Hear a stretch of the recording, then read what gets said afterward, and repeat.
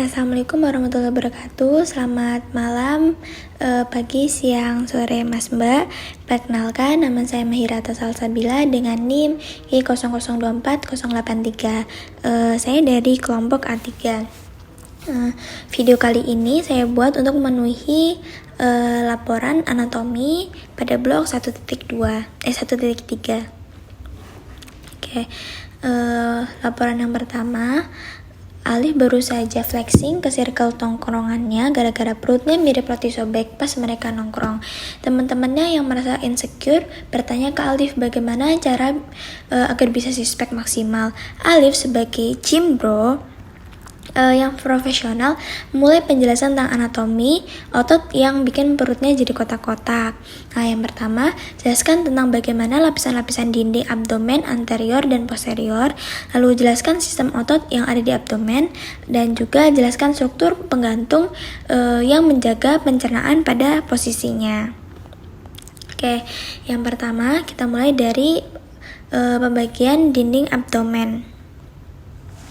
Nah, dinding abdomen ini dibagi menjadi anterior dan posterior. Nah, anterior juga ini dibagi menjadi dua, yang bagian atas dan bagian bawah. Nah, bagian atas ini itu bagian bawah kafum thoracica, dan juga yang bagian bawah anterior ini itu tuh yang bagian lateral ini. Dan bagian lateral ini. Nah, itu tuh ada musculus obliquus externus abdominis, musculus obliquus internus abdominis, musculus transversus abdominis, dan juga musculus rectus abdominis beserta fasianya. Lalu di bagian posterior ini dimulai dari os vertebrae lumbal bagian 1 sampai 5 dan discus intervertebralis. Nah, lalu di sini ada lapisan-lapisan yang ada di dinding abdomen. Yang bagian superficial atau bagian paling luar itu ada pada skin atau kulit. Lalu di bawah kulit itu ada yang namanya bagian superficialis. Nah, bagian superficialis ini itu dibagi dua, ada camper sama scarpa. Bagian yang superficialis itu ada bagian camper, fascia camper. Nah, fascia camper ini itu tersusun oleh lapisan lemak, dan yang fascia scarpa ini tersusun oleh stratum membranosum. Lalu ada juga fascia yang profunda. Itu tuh yang melapisi dari musculus yang ada di abdomen. Nah, musculusnya itu yang paling superficial itu ada musculus externus abdominis, lalu di bawahnya itu dilapisi oleh fascia intermediate, lalu di bawahnya ada musculus obliquus internus, lalu di bawahnya yang melapisi musculus transversus abdominus itu adalah fascia yang dalam.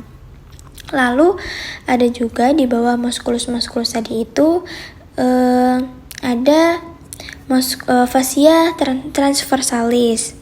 Nah, di sini mungkin lebih jelas. Di bawah tadi ada externus, internus, dan transversal. Lalu di bawahnya itu ada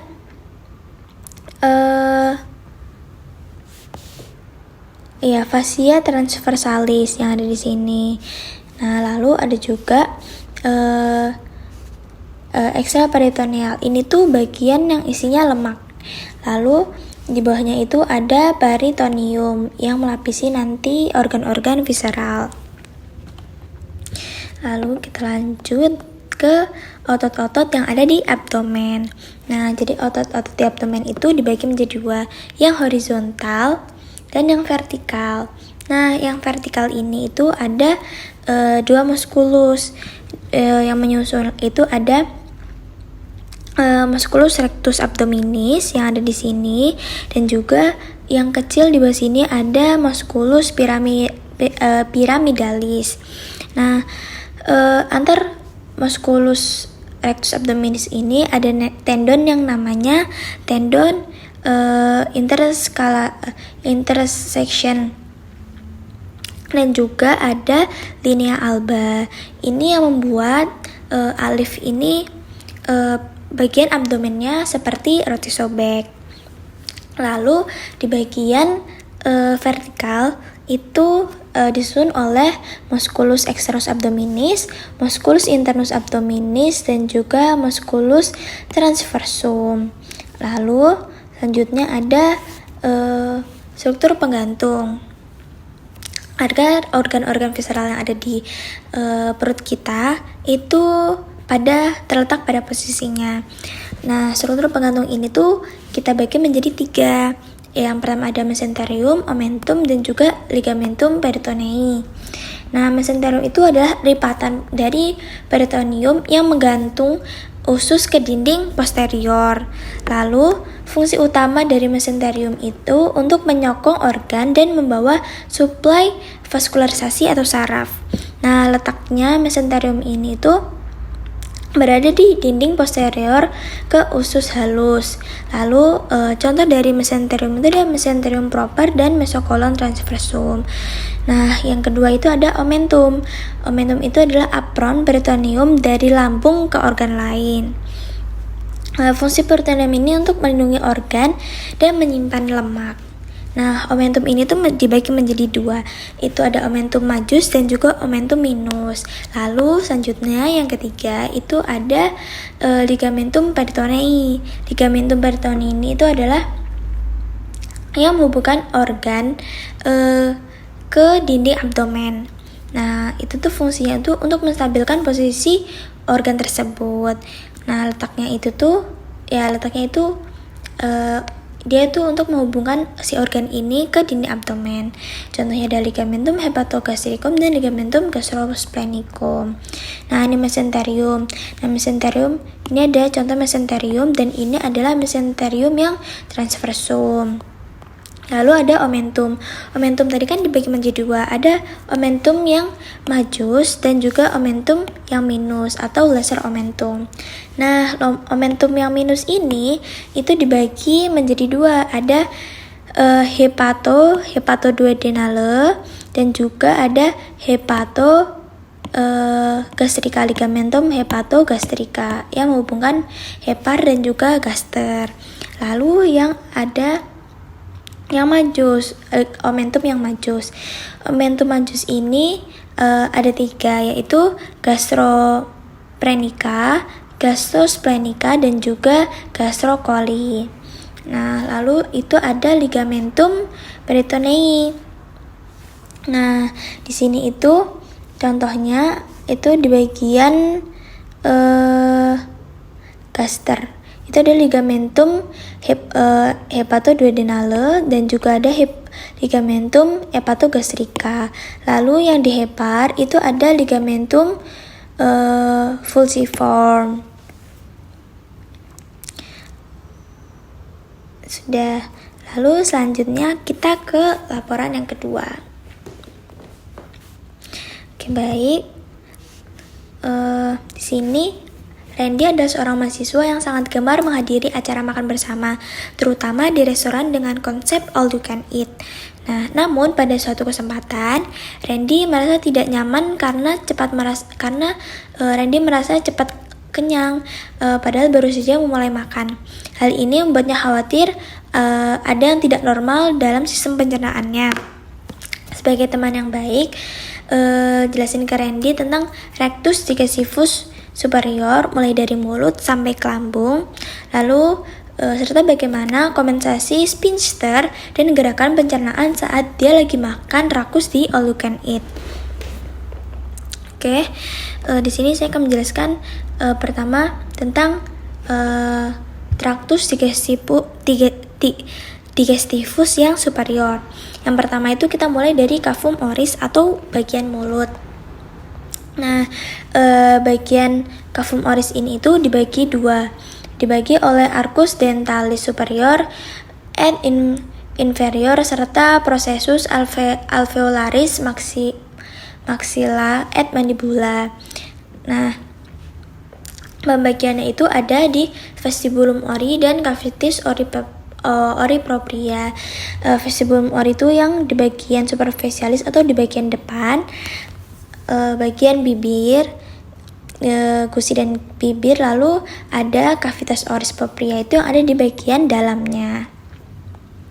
Nah, ada juga saat yang bagian membuka keluar itu ada bagian rima oris. Nah, ini yang bagian membuka keluar. Lalu yang bagian ke dalam atau masuk ke dalam itu di bagian orofaring. Itu ada yang namanya fascia bagian ischimus faucium. Itu di bagian cavum oris yang ke orofaring. Tingginya itu setinggi VC2. Lalu di cavitis oris ini ada bagian superiornya atau bagian atasnya. Bagian superior ini dibagi menjadi dua, palato yang keras dan palato yang soft atau yang lembut. Lalu di bagian depan ini, di bagian anterior itu dilapisi oleh labium di bibir, terus di pipi, terus lidah. Lalu di bagian posterior itu ada uvula, terus platina tonsil, lalu ada root of tongue, terus abis itu ada juga lingual tonsil. Terus bagian inferiornya itu ada musculus melohyoideum. Nah, terus di bagian lidahnya itu tuh ada papila, ada papilanya. Nah, papila itu dibagi menjadi 4. Ada namanya fungiform papilla, terus habis itu ada filiform, terus habis itu papilla foliata, dan yang bagian ini yang membatasi itu ada circum papilla. Lalu ada lingual tonsil dan juga platina tonsil. Nah, lalu juga ada yang menghasilkan kelenjar ludah, itu ada di glandula submandibularis, terus glandula sublingualis, dan di parotis. Lalu selanjutnya kita lanjut ke orofaring. Nah, pertama tuh faring. Faring itu tuh dibagi menjadi 3, ada nasofaring, orofaring, dan laryngofaring. Nah, di pencernaan atau saat makan itu kita menggunakan yang orofaring. Nah, orofaring ini membentang setinggi vertebrae cervical 2-3. Orofaring ini berhubungan dengan cavitas oris melalui ischimus faucium. Lalu selanjutnya setelah dari orofaring, makanan akan masuk ke esofagus. Nah, esofagus ini dibagi menjadi 3 parts. Ada pars cervicalis, thoracicalis, dan abdominalis. Nah, yang cervicalis ini itu setinggi VC6 sampai VT1. Nah, di sini VC6 sampai VT1. Lalu habis itu ada thoracica, itu dari VT1 sampai VT10 di sini. Lalu yang abdominalis itu setinggi dari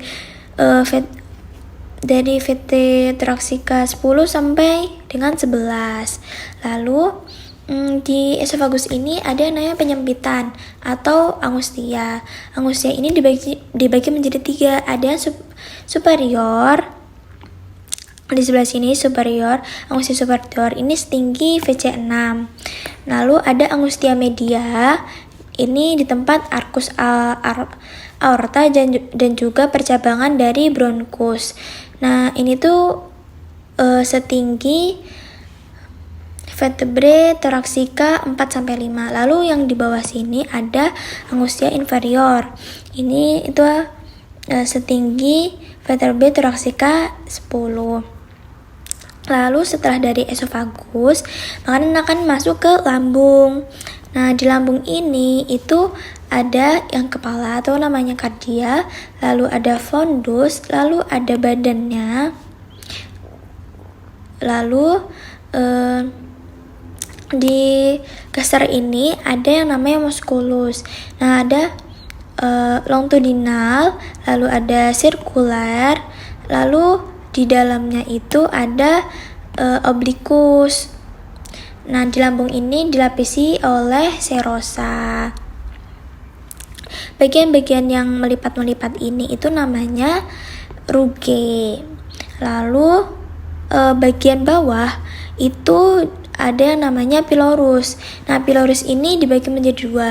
Yang di bawah sini namanya pylorus antrum dan yang di bagian sini itu namanya pylorus sphincter.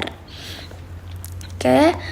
Lalu kompensasi sphincter dan gerakan pencernaan. Saat makan rakus, beberapa mekanisme tubuh itu akan beradaptasi. Yang pertama itu ada relaksasi sphincter esofageal. Gaster esofageal ini tetap akan relaksi untuk menerima makanan, tetapi tekanan yang berlebihan dapat meningkatkan resiko reflux. Lalu ada gerakan peristaltik lambung.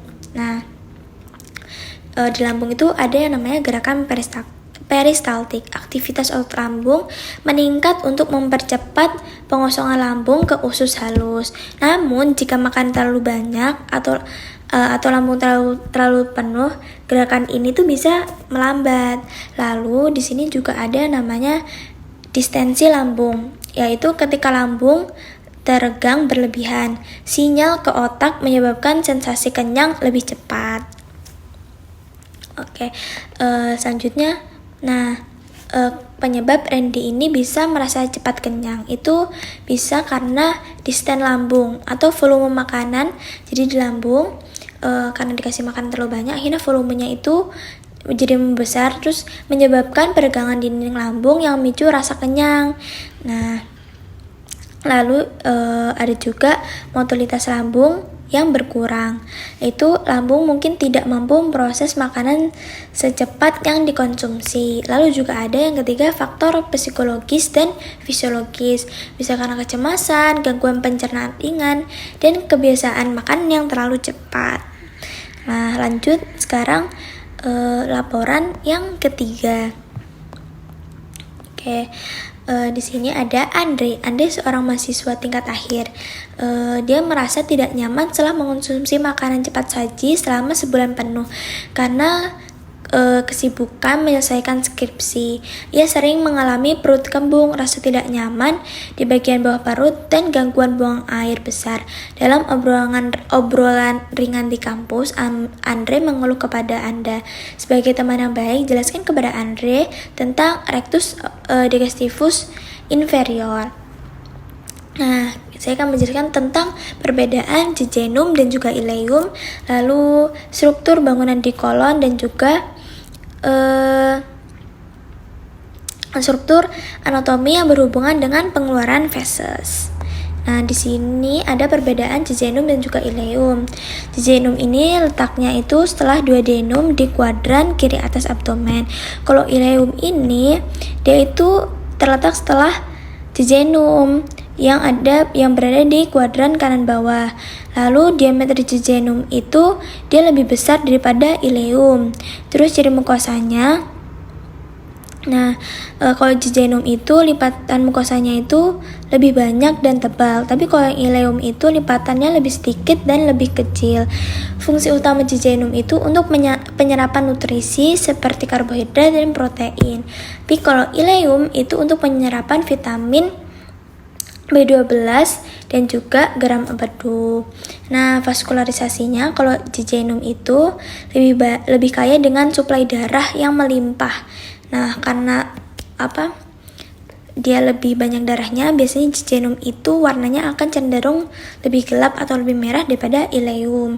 Nah, ileum ini suplai darahnya lebih sedikit, karena dia lebih sedikit biasanya warnanya itu akan lebih terang daripada jejunum. Lalu ada juga bagian vasa rektanya. Kalau yang jejunum, vasa rektanya itu bakal lebih banyak daripada ileum. Lalu vaskularisasinya itu jejunum itu bakalan lebih banyak daripada ileum. Nah, tapi kalau vasa rektanya itu jejunum itu akan lebih panjang daripada ileum. Tapi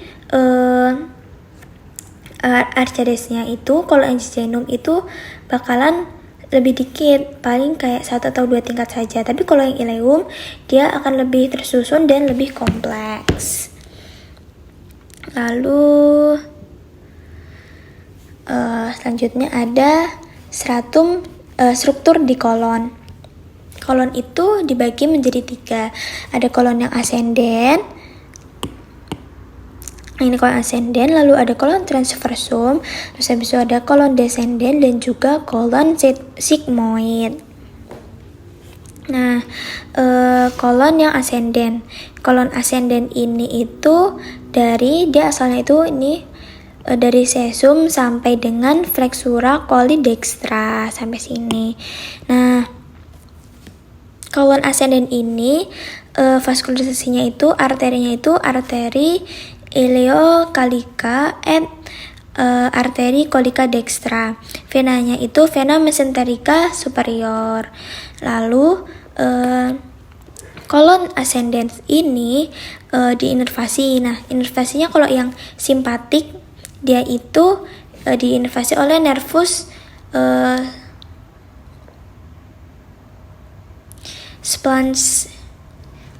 splanchnicus minor. Nah, kalau yang posteriornya itu di nervus vagus. Lalu ada kolon transversum. Kolon transversum itu letaknya itu dari flexura dextra coli sampai dengan flexura sinistra coli. Nah, kolon transversum ini itu karena dia itu ikutnya yang 2/3 itu foregut dan sisanya itu yang ini foregut dan yang ini midgut, jadi mereka artinya berbeda. Nah, yang arteri 2/3-nya ini itu ada di arteri mesenterica superior, dan yang 1/3 distalnya ini di mesenterica yang inferior. Nah, venanya oleh vena mesenterica superior dan juga vena mesenterica inferior. Lalu inervasinya itu ada simpatis dan juga parasimpatis. Kalau yang 2/3 proksimal itu tuh bakal diinervasi oleh nervus splanchnius minor, dan yang bagian distalnya itu ada nervus lumbalis, dan yang parasimpatis itu 2/3-nya itu bakal diinervasi oleh nervus vagus, dan yang bagian distalnya itu adalah diinervasi oleh nervus splanchnius pelvis. Lalu ada juga selanjutnya ada yang kolon descendent. Nah, kolon descendent ini terletak di kuadran kiri bawah. Nah, ini berasal dia dari flexura coli sinistra sampai dengan pelvis di sini. Nah, kolon descendent ini itu arterinya oleh arteri colica sinistra, terus venanya itu vena mesenterica inferior. Nah, vaskularisasinya diinervasi oleh yang simpatik itu nervus splanchnicolumbalis, dan yang parasimpatis itu oleh nervus splanchii pelvis. Lalu selanjutnya ada kolon sigmoid. Kolon sigmoid ini itu dia dari pelvis ini sampai dengan rektum. Nah, si sigmoid ini dia arterinya oleh arteri colica sinistra. Lalu venanya itu vena mesenterica inferior. Lalu dia juga diinervasi oleh yang simpatis nervus splanchnicolumbalis, dan yang parasimpatiknya itu oleh nervus splanchii pelvis. Oke, yang selanjutnya ada bagaimana pengeluaran feses. Pengumpulan fase ini melibatkan beberapa komponen, yaitu di rektum dan juga di anus. Rektum ini untuk menyimpan fase sementara. Ketika penuh, rektum akan mengirim sinyal ke otak untuk melakukan defaksasi. Nah, lalu selanjutnya di anus. Anus ini ada dua sphincter.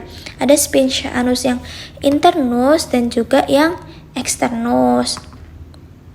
Nah, kalau yang sphincter yang internus itu dia bekerjanya itu secara tidak sadar. Tapi kalau yang eksternal itu tuh dia akan bekerja secara sadar. Jadi kita bisa mengontrolnya itu di yang sphincter anus yang externus. Lalu juga ada otot levator ani. Nah, ini tuh yang membantu menutup dan membuka anus saat buang air besar. Nah, lalu ada gangguan seperti pola makan yang tidak sehat, stres, dan kurang serat dapat mempengaruhi fungsi normal saluran ini. Jadi kalau misalnya kita stres, itu tuh mereka akan memberi sinyal ke otak. Nah, jadinya bisa terganggu. Kalau stres ini bisa menyebabkan kita itu mules gitu. Nah, baik, mungkin itu saja penjelasan dari saya. Kurang lebihnya mohon maaf. Wassalamualaikum warahmatullahi wabarakatuh.